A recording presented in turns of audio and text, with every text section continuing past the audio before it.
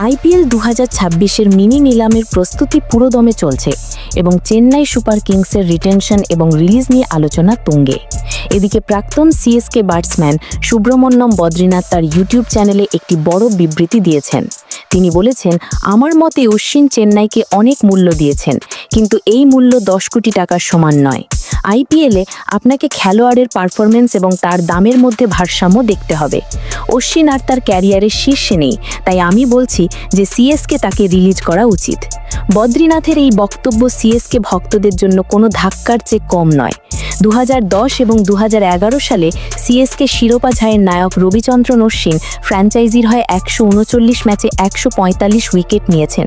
তার economy rate 7-এর কম এবং গড় প্রায় 28। কিন্তু 2024 এবং 2025 মৌসুমে তার পারফরমেন্স তেমন কার্যকর ছিল না।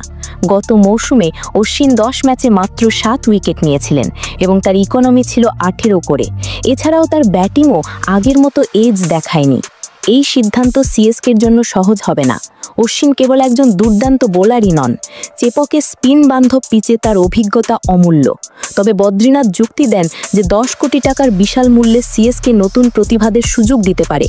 মিনি নিলামে সিএসকে জাদেজা, ঋতুরাজ গায়কোয়াড় এবং মাথিসা পাথিরানার মতো খেলোয়াড়দের ধরে রাখার অগ্রাধিকার পাবে এবং বাজেটের চাপ অশ্বিনকে ছেড়ে দেওয়ার কারণ হতে পারে।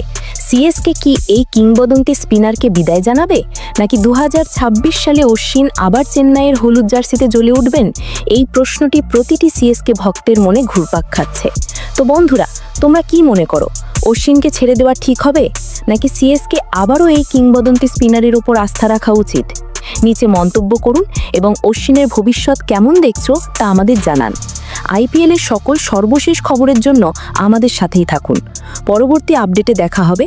ততক্ষণ পর্যন্ত আপনার ক্রিকেট উপভোগ করুন।